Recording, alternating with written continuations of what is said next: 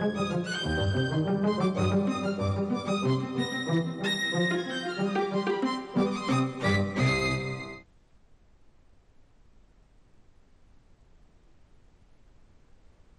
to Hoco Palizzo's The Writing Life. I'm Theo Dorgan, and my fellow guest, if I can be a guest while introducing myself, is Paula Meehan.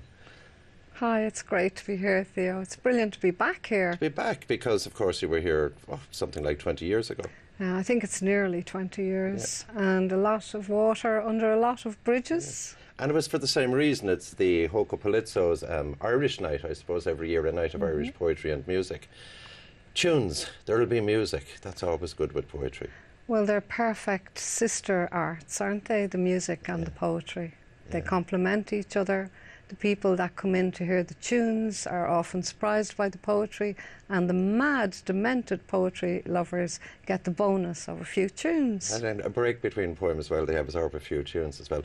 I'm thinking, of course, as I think for the past year, almost 6 months now, no Irish poet has ever gone anywhere without being asked about Seamus Heaney. And when you said it yourself as we were coming in today, the grief is still there, the mourning is still going on. Yeah. Because, of course, Seamus read for this series as well, as have a couple of generations now of Irish writers. I've just spent 6 weeks up in residence in Queen's University in Belfast, working with the students and with the wider community around 6 counties. And everywhere I went, there's this sense of deep, deep loss, terrible grief. And I mean, to a certain extent, it's everyone feels like they've lost a member of their own family. And I mean, I think that was Seamus's great gift, to inspire kinship. I remember once when he was asked at the end of the year, when the students were leaving after doing their summer exams, and there was again the spectre of emigration with the crash in the economy, and Seamus was asked, what advice would you give to this generation who are facing the emigrant trail again? And he said, let them be kind to each other. And at the root of that word kind is the sense of making kinship, making family with strangers. And even finding kindred. You have a poem that was in your last book, Painting Rain, which is dedicated to Seamus, and it's about kindred. Yes. Maybe you'd read it for us. I would be delighted. I would be delighted. It actually, the title of the poem is A Remembrance of My Grandfather Watty, who taught me to read and write. And it was just after Seamus had become a grandfather, so I thought I would tie them in, because of course Seamus was also a brilliant teacher, not just within the institutions, but out in his being in the world. He was a natural teacher and opener up of new path and new energy. So I wanted to tie the two of them together, Seamus becoming a grandfather and the memories I had of my own grandfather, who taught me, as I said, to read and write. So it's about the proximate making of the poem was I saw a book, an old book, up in the branches of an oak in Meehan Square, where we lived for many years. There, the beautiful Georgian Square at the heart of Dublin. And I was walking across the snowy paths, and I looked up and saw a book caught up in the branches of an oak. How did it get there? What a mystery. So that was the generative moment of the poem. So a remembrance of my grandfather Watty, who taught me to read and write. Heading towards the Natural History Museum, across the snowy paths of Meehan Square, the city hushed, the park deserted, in a daydream I look up. A heaving net of branches, leaf bare against the pearly sky. There, like a trireme on an opalescent ocean, or some creature of the upper air come down to nest, a forest with a cargo meme, only begotten of gall, of pulp, of page, of leaf light, of feather. What snagged that book in the high reaches of the oak? a child let out of school, casting heavenward the dreary yoke, an eco-installation from an artist of the avant-garde, or the book's own deep need to be with kindred, a rootling cradled again in grandfather's arms, freed of her history, her spells, her runes, her fading charms. And you, Theo, you also have a poem that was dedicated to Seamus and to Mary, his wife. When you were reading, I was thinking that, I'll think about the poem in a moment, but I was thinking about kindred. And people tend to think of musicians, painters, artists of all kinds, poets, as if they somehow live separated from the world. But I think one of the reasons everybody feels so much grief for Seamus is it's the sundering of what was a magical partnership between himself and Mary. And it's not that poetry is autobiography, but it draws from the life and it draws strength from the life. I remember when I wrote this poem, I think it must be 20 years ago, called Wedding Guests at the Anniversary. And it was thinking about a description that they'd given once of escaping from their own, Seamus and Mary escaping from their own wedding celebration and just walking out into the night together. It's called Wedding Guests at the Anniversary. They vanished in a flare of light and laughter, the dark doorway torched by her dress and veil. We could hear them crossing the hushed water meadow, the car coughing into life, the roar dwindling. Now we can hear a different car approach, ghost of a car's ghost tunnelling down the years. We strain to the windows to imagine them, the open door spilling light into the yard. Time we were gone. We leave them to the wine on the scrubbed deal table, the ticking clock, and all the talk they've gathered from the years. No fear, but they've plenty to look back on and look forward to. We have other care. Blessed if we grasp at the same luck as this pair. And you know this thing, I mean, I see it all over your poems, and we see it in other people's poems as well. The poem that predicts its own fate, that writes the future that it can't possibly know. This thing that poetry is, I sometimes think of poetry as a way of cheating time. Mm-hmm. Well, in the sense, certainly, that if you read a poem, you can recreate the voice of the poet immediately. They can be dead for centuries. You can have Shelley there to talk to if you want. You can have Chaucer in the same room. You can have a long, interesting conversation, as I've had all my life with Emily Dickinson, or even the poor, desperate Sylvia Plath, who checked out so early. So there is a sense that you have the texts which live in books, quietly on a shelf somewhere, waiting to be revitalized in either in the interior of your imagination or actually voiced out in the living moment again. People forget, well, it's not that they forget, it's probably they're not aware, but say for Irish poets of our generation, the extent and depth of the conversation with mid-century, 20th century American poetry is a huge factor. And, you know, in some sense, I suppose, especially for women poets in our time, there was a more productive learning conversation with American poets of the 20th century than with Irish. There were so few Irish foremothers, as to use Evan Boland's term. Yeah, well, I think, Evan Boland was massively influenced by Adrienne Rich. I mean, it would be very difficult to look at any poet now practicing who hasn't felt the heft and the vigour of the American tradition, especially in its use of the demotic voice to speak in the actual language of our own people. That, in its time, was a revolutionary idea. Any time poetry tends to go too far, I think, into the academy, it needs to bubble up again from the common speech of ordinary people to re-energise it before it becomes too fossilised, I believe. For us, for instance, around the time we were listening to Joni Mitchell and Bob Dylan, we were also listening to Gary Snyder and Allen Ginsberg. And I'm remembering the time I brought Alan to Dublin in 93, and he was completely at home there, and people were walking up to him in the street just saying, "How are you?" and walking on as if he was a neighbour's child. The Irishness gets traduced sometimes into very narrow little descriptions, as if we weren't open to the whole world. And yet, when you were 17 or 18, you were writing songs for imaginary rock bands. Yes, yeah. Well, again, the song tradition and the poetry tradition are so closely woven. The lyric tradition, in its broadest sense. I mean, I know down in Cork you had people like Rory Gallagher, Jimmy McCarthy, the songwriter, who is a poet by any definition. So those kind of twin elements, again, are great invigorators.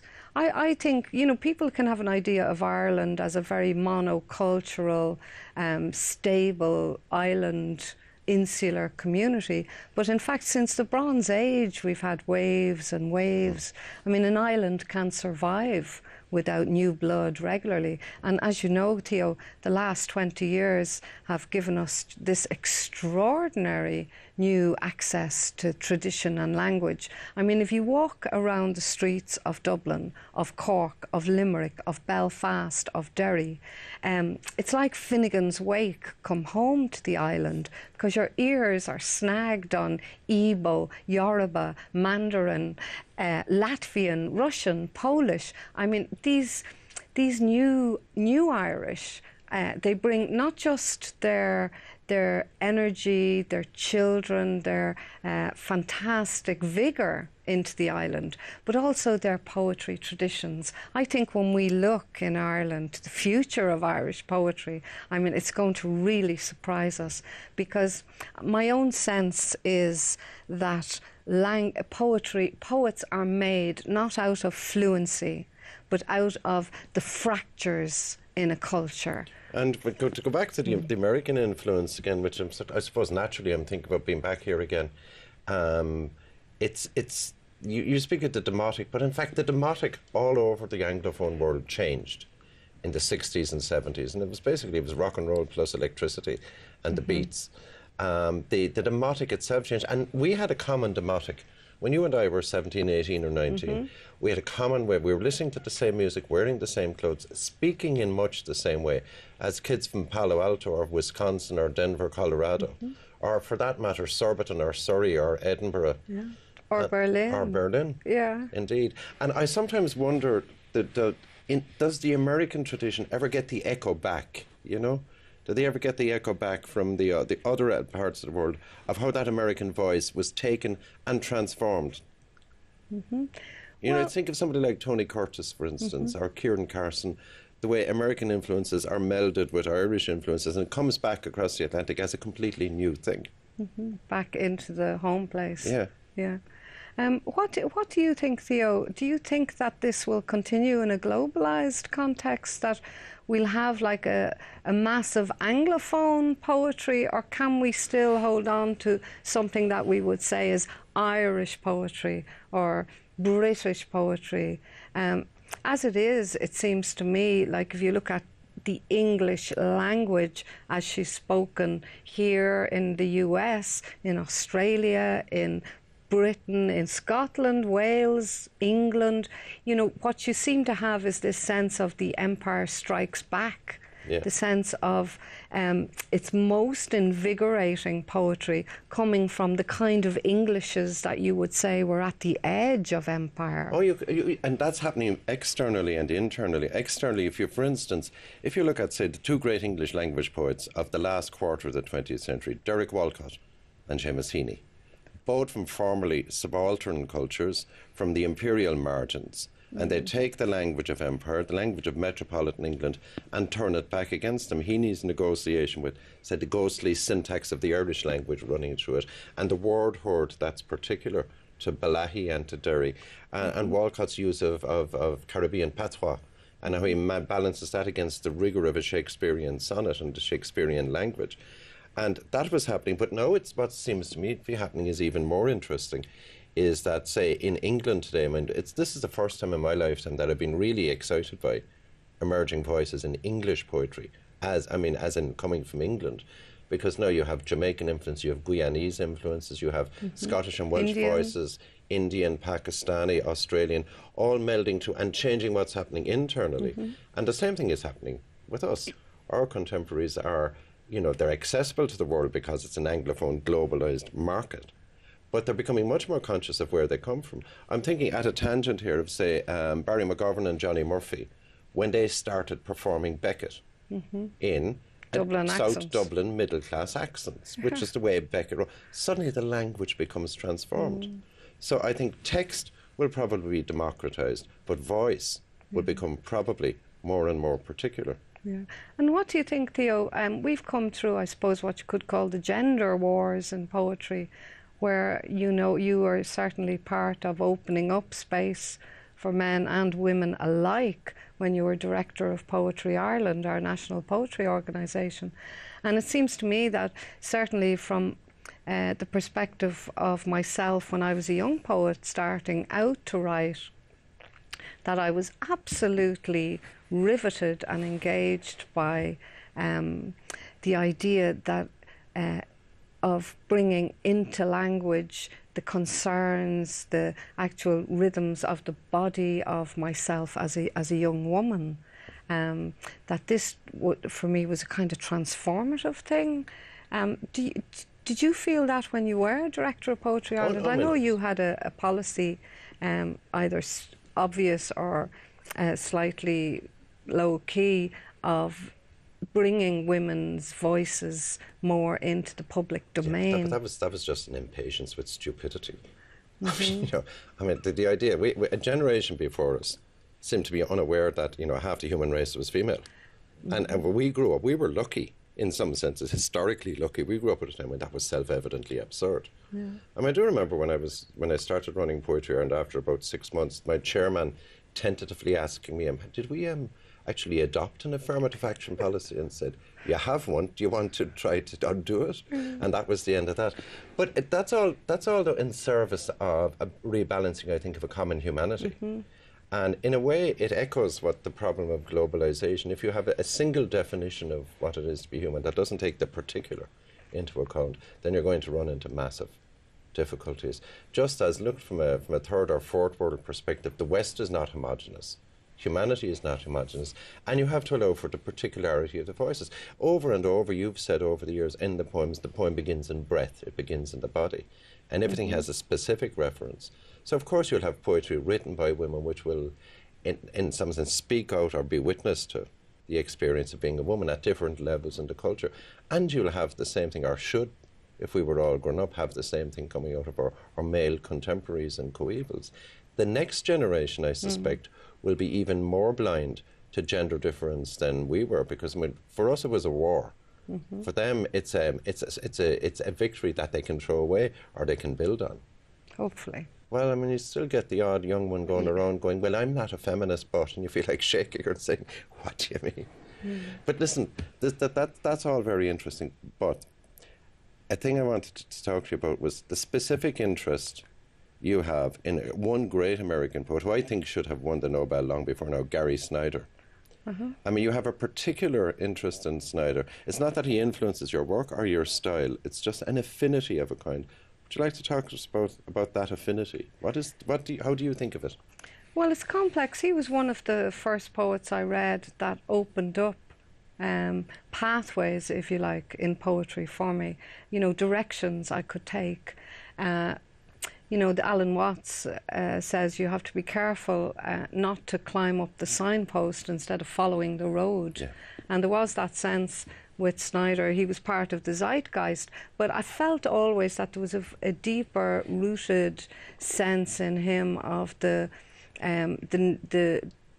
role of the poet within the community, that you could be totally true to your individual bent, and at the same time, you know, you could speak out of a sense of poetry as something that was a communal position, if that makes sense.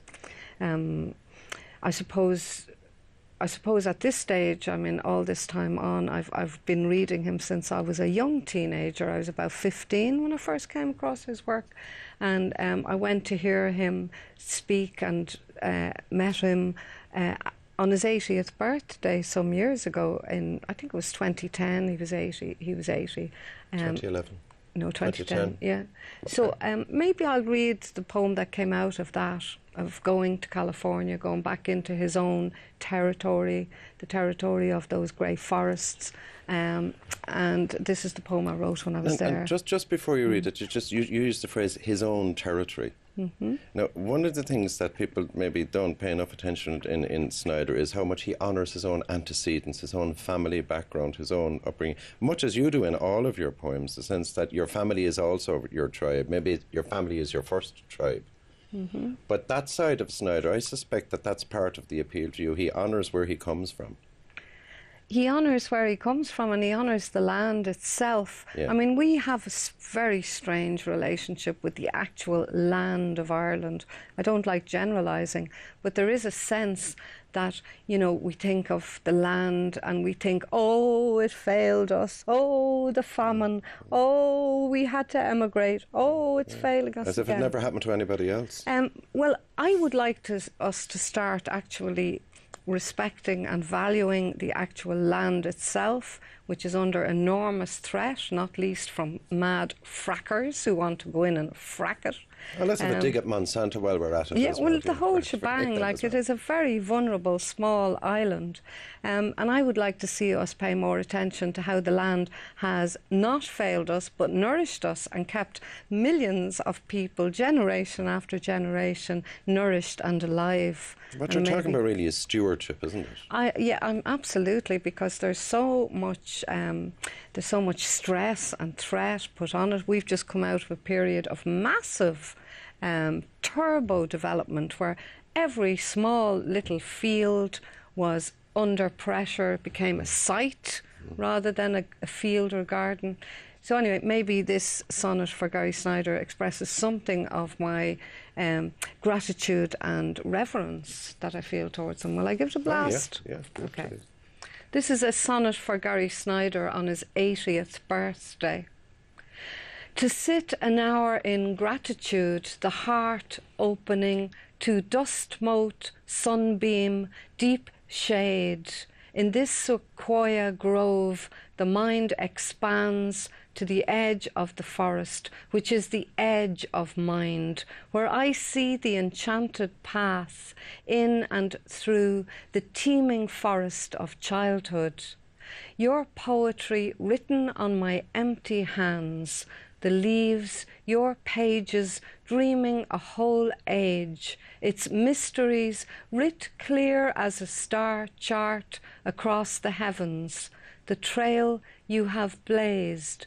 Oh, to be alive, the blessed holy land beneath my bare feet, humble and privileged, to follow after, to walk the same earth, to get down and kiss the ground of your birth. Theo, I have a poem. Humble and privileged. Yes, humble and privileged. That's the heart of it, and it takes us back to Seamus in a way. Seamus, he was very humble in himself. I mean, it's not that he was an idiot. It's not that he didn't know how good he was. Yeah. But he was humble in the face of the gift. He understood that poetry is given as a gift. Yeah. Theo, you have a beautiful poem that I think always it kind of encapsulates the kind of joy that you get in Ireland with the spring coming on, heading into the great northern light of summer. It's called Thornship. Could I prevail upon you to read it? It is my favourite poem. Could I prevail? Could I refuse you? Could you refuse Can me? I find it? But it is such a joyous poem of the hedgerows and the sense of spring coming in. And this year, after the long and quite tough, stormy winter. It was a stormy winter, wasn't it? It was absolutely ferocious. Yeah. We lost quite a bit of the western seacoast was swept into the sea. Yeah. Well, it's happening. I mean, the fact is that, I mean, go just back to Snyder extreme weather. You can't abuse the earth. I mean, one of the oldest tropes in poetry is the earth is our mother. And one of the oldest tropes one of the oldest traditions in Irish poetry is the Din Seanachas, the lore of place, of preserving in language, in words, the features and necessities of the place itself. Will you give us a blast of Thornship? And also the heart of your poem. It's love poems. Yeah. Love poems. Thornship.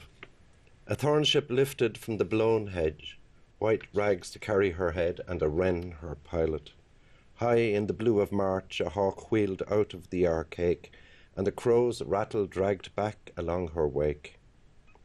I set my heart to follow her lift, shifting my ground as to the manor born up and out with her, the spume of blossom dusting my eyes. The wind thrummed in her rigging, the wren dropped back along her broad track, and she dipped for the north, a fine strain in her ribs, her decking meticulously fit. How long she rose and where she carried us, what we saw from that height, how many we were and from where, doesn't matter now. Dream up alongside, my salty love of May. Settle your feathers here beside me, fit for the journey. Somebody asked once, they were talking about that story of Osip Mandelstam and meeting the Zeks, the convicts in the Gulag, who had memorized his poems. And in a way, it was the greatest tribute that I think could possibly have been paid to that poor doomed man, that on a journey that seemed without end, to make themselves fit for the journey they had taken, of all things, poems to their heart. Mm-hmm. Do you have that sense that poems can actually feed any journey? Oh, absolutely. I mean, in that way, they're very like prayers. And, you know, when we were children, we learned things by heart, off by heart. And there is a sense, I mean, I love to inhabit a poem, to get it by heart, and then it's there for me to journey on. I mean, a lot of Aboriginal peoples will cherish their poetry because it is actually useful to them for journeys. You get on the road to Darwin at one end of the poem, and you get off at your destination. Yeah. Well, I suppose in Ireland and in America, we have still an enormous, powerful, rich hoard of poems that can keep us oriented towards some sort of common and better humanity. Mm. We've been asked, you and I and all our colleagues over the last couple of years, can poetry survive the economic holocaust that the Western world is going through? It seems to me an absolutely ridiculous question. Of course it will. Of course it can. It has survived worse. Well, you know, if poets were to go on strike, they'd have to strike for about 500 years, and then there'd be a big black hole at the heart of the culture. We don't have an immediate... we're not like the garbage collectors that the streets start to smell after a while. You know, our relationship is strange and tangential. Well, if people are stuck, they can always turn to the archive of Hoko Palizzo's The Writing Life. It's been a pleasure being here, I can say that. So can you. Dr. Meehan, thank you very much for your company today. And thank you, Dr. Dorgan. Hoko Palizzo's The Writing Life, thank you for being with us.